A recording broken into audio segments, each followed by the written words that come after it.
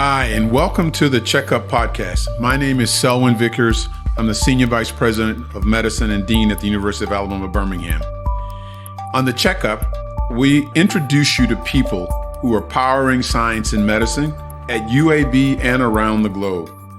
We discuss the broader issues of healthcare, including clinical outcomes, disparities, research, as well as our overall growth of our faculty and the maturation of our school. We hopefully will provide tremendous insight to where healthcare is going and the opportunities UAB is providing for the care for our patients and leading in research in this part of the country. So thank you for listening to the Checkup. We'll dive right now into our next episode. Today, our episode, we're joined by two critical leaders in our School of Medicine. Dr. Nupam Agarwal, who is the Executive Vice Dean and has been critical to so much of our success in the School of Medicine, broadly in research, management of faculty, as well as in leadership and guiding the overall institution. And then Dr. Jean Ann Larson, who is our Senior Associate Dean for Leadership and Development. Dr. Larson has been vital in the maturation of our leaders, particularly our department chairs and our vice chairs across the scope of the institution, providing tools, insight, and support for the execution of their roles. So welcome to both of you, and thank you for being here. Maybe as we get started, Jean Ann and Anupam, you tell us a little bit about yourself and give our listeners a little bit of understanding of your background. Thank you very much, Dean Vickers. It's a pleasure to be here with yourself and with Dr. Agarwal. I came to UAB about 5 years ago, and I had an interesting path into leadership. I actually started my healthcare career as a process engineer. And long story short, I started to realize that when it came down to successful organizations, successful processes, whatever the case may be, it was all about leadership. So I had an opportunity throughout my career to hold several roles as a senior executive and then ultimately a chief learning officer. And then I also ran my own business. And I came here with a passion for, wow, how can we make a great, strong organization even better by improving our leaders and making sure that our success here is sustainable? So an unusual background, but some logic to it. Great. Thank you, Selwyn, for the opportunity to participate in the Checkup podcast. A little bit about myself. I'm a nephrologist. I've been serving as the director for the nephrology division, and I greatly appreciate the opportunity to serve as Executive Vice Dean for the School of Medicine, where I've played a role in partnering with chairs, center directors, institute leaders in leading large programmatic efforts, large programmatic grants, recruitment and retention of faculty, also partnering with the various senior associate deans within the School of Medicine with their priority areas, and also helping with key partnerships with our partner institutions, for example, Birmingham VA Medical Center, and also helping with internal and external communications with the School of Medicine. You both sound like you have full-time jobs. So today we're going to talk about a topic, hopefully, that you can provide some insight to our leaders. We sometimes talk about a lot of healthcare issues and talk about challenges, but today we're going to talk about the development of our leaders and our key people, whom without them we would really not be who we are today. We're going to speak about mentorship and leadership. The School of Medicine is made up a number of outstanding faculty and staff, and yet there needs to be huge opportunities for their growth. Historically, we've built a reputation on collaboration, growth, unity, as well as the willingness to try to impact our area in healthcare in every way possible. Yet to achieve that, both mentorship and leadership and professional development are critical for our growth and continued success. Maybe Anupam, can you speak to the role of mentorship in the vitality and growth of a School of Medicine? Selwyn, I could not emphasize what you just said as regards the importance of mentorship and leadership development for our faculty within the School of Medicine. Several years ago, I think it was 2012, when one of the HLA, Healthcare Leadership Academy group, decided to do a survey of what the landscape of mentorship was within our School of Medicine. So over 1,400 faculty were surveyed. I think the response rate was over 800 faculty. And there was a clear need that mentorship was an important area they felt that there was a need for. And this was particularly true for our assistant professors and associate professors. So based on that, our Senior Associate Dean for Faculty Affairs and Faculty Development David Rogers, put in place some programs within the School of Medicine to help with mentorship. And based on that sort of background, several departments have developed their own mentorship programs. But something we want to do down the road is to really formalize a mentorship program within the School of Medicine so particularly our junior faculty can really benefit from these programs.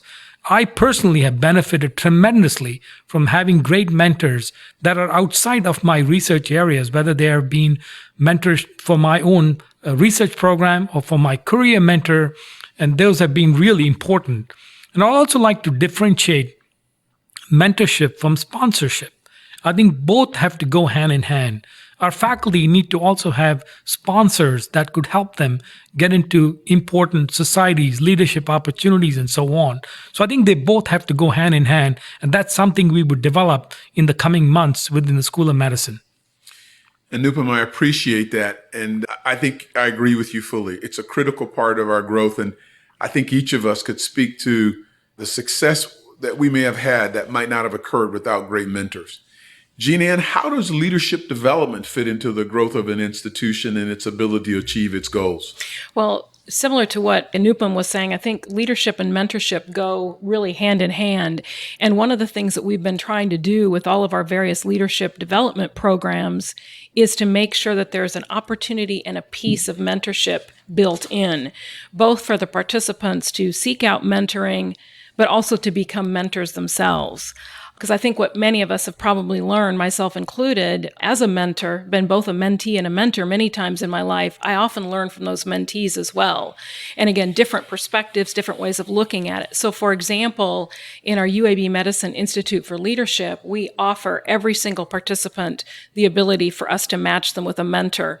What are the specific goals? What are the specific things they want to learn about? What specific individuals? And literally set that up for them and really kind of launch that, because we feel like that's an integral part to becoming a better leader. So I think they really go hand in hand. Great. I fully agree. Anupam, you mentioned the idea of formalizing this. Can you speak to why that's important and how mentorship is so critical for an individual faculty member's success? We have to be really intentional about mentorship. It's very similar to some of the programs that we've developed in our diversity, inclusion, and equity under Mona Fuad's leadership. Really formalizing that program has really made an impact to our School of Medicine in that area. So by doing the same for mentorship, I think we can clearly make an impact, formalizing the program so all our junior faculty will take advantage of those programs. Well, I agree. I think that intentionality is going to be huge, because a lot of times, if we look back at our mentoring relationships, it may have been sort of an accidental thing that happened, and it may in some ways been something that may have not been thoroughly planned out, and we benefited. But large numbers can't achieve those gains and those goals if it's just based on something happening. Mm-hmm. We've often, through Jean Ann and through others, have had a focus on our senior leaders. Mm-hmm. We've given attention to our chairs. When they all come in, they get your support, Jean Ann, they get support from a coach, they get a peer coach. Mm-hmm. But as Anupam highlighted, we've not had a focus on our junior and our mid-level faculty. Can you speak to the importance and potentially the program that you all are developing to really impact our mid-level faculty and to give them a sense of both value, but also provide a set of resources for their future growth?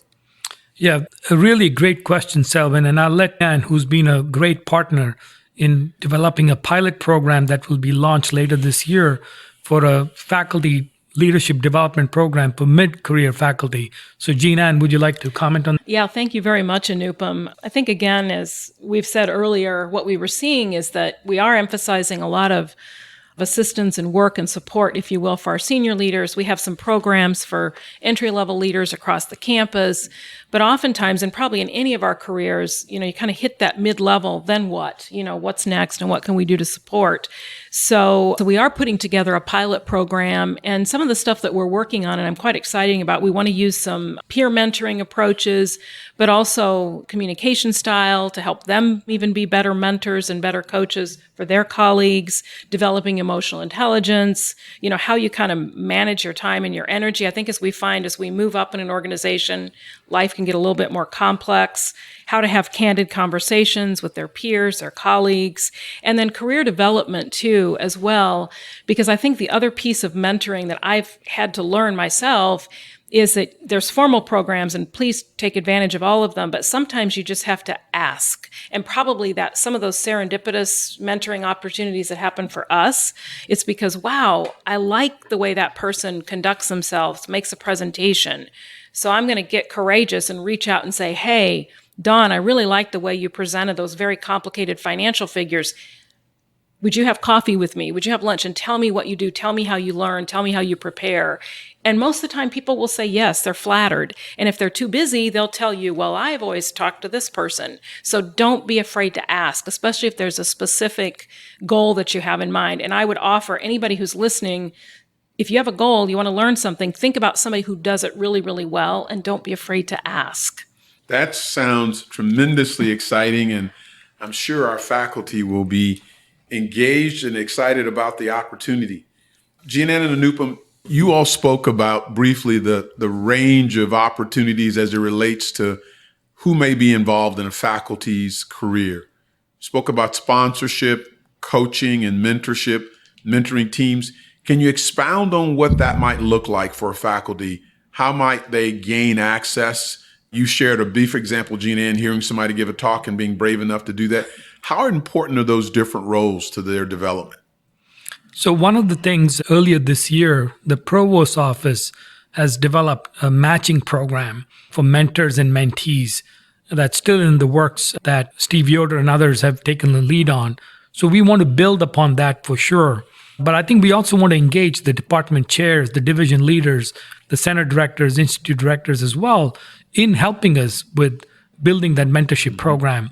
Because it clearly has to be beyond, your leadership, your direct supervisor. It has to be outside of that supervisor role, that this mentor has to have the prime, really interest of the mentee in what their career goals are, and not just in terms of promotion or tenure and those sorts of things. But beyond that, general development of that mentee, I think, is really critical for their overall career development. So that has to be taken into consideration, which may not always be possible by a department chair for that matter.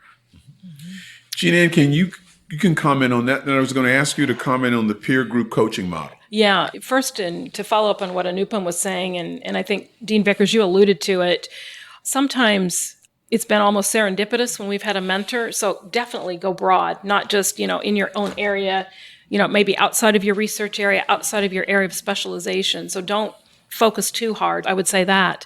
Now, with the peer group mentoring model, what's exciting about that, in several of the programs that we offer, they're cohort groups, so you get to know the people that you're learning with. And if you put the peer group mentoring model into the midst of that, people are learning from each other. So you're having discussions. Maybe you're having a conversation around, wow, how do I, speak up and manage, competing priorities or conflict in my department? And you're having that conversation. Obviously, content is provided there, but it can be very, very impactful to find out how others, first, the fact that others are struggling with the same thing, and thing two is how are they addressing those issues and what are they learning? So the whole group walks away with additional information beyond just the content. And I always figure I'm successful when I'm having those conversations if the group has learned as much from each other as they have from me. So to both of you, if this pilot is successful, what might this look like full blown on our campus in the School of Medicine? So as Jean-Ann mentioned, we hope to launch the pilot in the fall. We've already reached out to some of the chairs of departments to nominate faculty. Our hope is to potentially do it at least twice a year of small cohort of faculty that initially we would extend it to assistant professors as well. In addition to the mid-career faculty, we also extend it to early career faculty. We could see extending this to chief residents, from the residency program, to really build that cadre of leaders, upcoming leaders that could be on faculty and then grow up to the ranks and build a team, that could be future division directors, center directors, chairs, that we have an internal faculty development program that is specific to our institution. None of us learned this in medical school. We were never taught conflict resolution or having a difficult conversation or hiring or firing somebody. These are things we kind of learn, by accident. But I think it's really important that we include a formal training, and that differentiates UAB, School of Medicine, from other institutions in a big way. Jean Ann, many times when we have these conversations, people are wanting to hear the newest drug and the latest surgical approach to solving a problem. But this, some might call soft science, but arguably that's not the case. Tell me, why do you think leadership is important? Well, I think it's very important because it actually leads to outcomes. We say better leadership, better outcomes. And there's been research, whether you're looking at patient safety, you're looking at quality, financial results over time. I mean, certainly you can have short-term gains without good leadership, but over time it does require good leadership. If nothing else, you're able to, retain your individuals, your talent. So I think it's very, very critical. And I think probably one of the most critical skills when somebody asks me, what's one thing I should do to improve leadership, and we all can work on this, is really do what we can to work on our emotional intelligence, self-awareness and self-regulation, which again will be certainly part of these programs and part of most of the programs that we offer here at UAB for leaders. I fully agree. I would say, as I work with Dr. Agarwal, 75% of what we do is helping people execute on their leadership. The other 25% is when they fail not to. So it is vitally important. And I am so thankful that we're formalizing this program for our mid-career faculty. As you said, we have some things when you first enter here, and we have some things when you become a senior leader. But it's that mid-career opportunity that I think is really going to be a fortunate addition for our institution. Jean Ann, I know you have had a passion for helping particularly women train. Can you speak to me about a program that we may be starting in partnership with a local organization? Yes. No, thank you very much for asking that question, because the one thing I would also say is that what we've tried to do is we've tried to inventory and or create leadership development opportunities for leaders at different points in their journey, because we're all growing and developing. But the one that we're hoping to launch this fall is a partnership that we've made with Momentum Leaders, which is an executive leadership development not-for-profit here in Birmingham. We're blessed to have them. Many executive women at UAB have participated in their program, and it's wonderful, and we've all benefited from it. The challenge that we've had is we're kind of victims of our own success. Momentum, because they're trying to, have a very diverse group of women from different organizations and industries. They can only take maybe a couple of women a year for that program. Well, if you look around UAB and you look at our size and you look at the many senior executive women, a lot of women will never have that experience. So, with the leadership of Dr. Sherry Cannon, with Patricia Pritchett, Dr. Tony Jones, we've engaged in a partnership with Momentum, and we're basically going to parallel their program, speakers, activities here for UAB executive women. And again, we'll be piloting it starting in the fall. So we've got a lot of great stuff starting in the fall, but I'm very excited about that program because I had an opportunity to go through that when I first came to Birmingham. And even though I've been to many different leadership development activities, courses, experiences, this is very unique. And Birmingham is blessed to have this kind of an organization because they also offer mentoring. In fact, any woman that's listening to this, if you want a mentor, a formal mentor, look up momentumleaders.org. You can sign up for a mentor. Many UAB women, myself included, we serve as mentors through that program. They do the matching. They take care of it. They're wonderful matches. I've benefited from it, both as a mentee and a mentor. So we're very, very fortunate to be able to partner with them on that this year.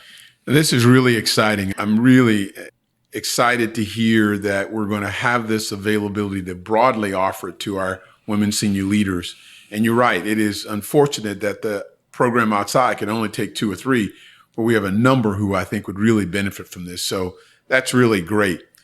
If you were to think about the practical implications of mentorship, Dr. Agarwal, you've been a division director of a large division that's been funded with extremely large amount of support from the NIH, DOD, and other agencies. Can you speak to how mentorship and leadership help you grow that division and how faculty benefited from that, not only from you, but from others who were in your division?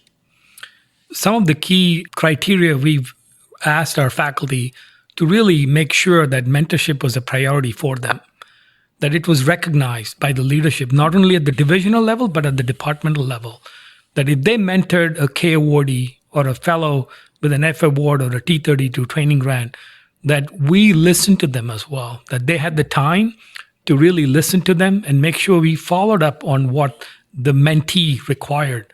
So that was really front and center and was valued very highly by the divisional leadership. And based on that, we have now created a program where Dr. Orlando Gutierrez, who's the associate division director and the incoming new division director, he has now reached out to several of our senior faculty, about 8 of them, who serve as mentors, and they're assigned mentees as assistant professors within their first 5 years. They meet with them every quarter, relate to them any issues related with their career development, and if there are anything specific, they bring it to the leadership's attention of the division, and then we act upon it as needed. It really provides the mentee really a satisfaction that their voice is being heard, their concerns are being heard very early in the process, that if they are frustrated or upset about something, that at least their voices are heard and some action is being taken by the divisional leadership. And that, I think, has been really useful for the faculty. That's something we need to, make sure we do it school-wide. That could really have an impact. Yeah, I'm proud to hear that. You have an outstanding division that you're turning over to Dr. Gutierrez. I'm encouraged because I realize one of the big challenges that faculty have is that they're trying to reach a destination that they've never been before, right? And it's not easy to get to that destination without a guide, without support, and without direction. And a mentor provides a huge amount of that to get that person from point A to point Z. And to expect our faculty to do it without that is quite untenable or reasonable. And for our leaders to commit to do this is an investment in ourselves. And so this is crucially important to our future success and vital to who we want to become as an academic medical center. I'll end this by saying, do you have any comments or any thoughts that our faculty should be looking forward to in the fall about what the programs are going to provide? Definitely, like I said, we're starting certainly the mid-level lead program, the pilot program that Anupam and I have been discussing. We're also starting the Momentum Executive Women program. But another comment I'd make for everyone is that what was remarkable to me when I first got to UAB is, in addition to the programs that I've put together, I've really done an inventory of leadership development opportunities across campus, and it's impressive. And I mean, the challenge is knowing about it and finding it, but I really kind of view myself as sort of an air traffic controller. So if you're thinking, well, gosh, I really want to explore this leadership development stuff more, literally give me a call, drop me an email, and we can sit down and literally say, where are you at? What are you interested in? Kind of what level of leadership? And we can make some recommendations of programs that you may not even be aware of, or you weren't aware that they applied to you. I would welcome people and have them think about that as well. I can also offer tips on terms of, how can I find a mentor? What can I do, whether it's formal or informal? Along the same lines as Gina, I'd like to comment that we have some outstanding mentors within the School of Medicine, great leaders, great chairs, and others. I would love to hear from you all. Well, I thank you all. I'm reminded that someone has said leadership is the ability to solve a problem without creating another one. And that is important for all of us as we work through our days. Thank you for the effort, the passion that you all have put both in mentoring and developing leaders in our community. We will all benefit from your hard work. And our faculty, I'm sure, will be terribly appreciative. Thank you for being here. Thank you. Thank you.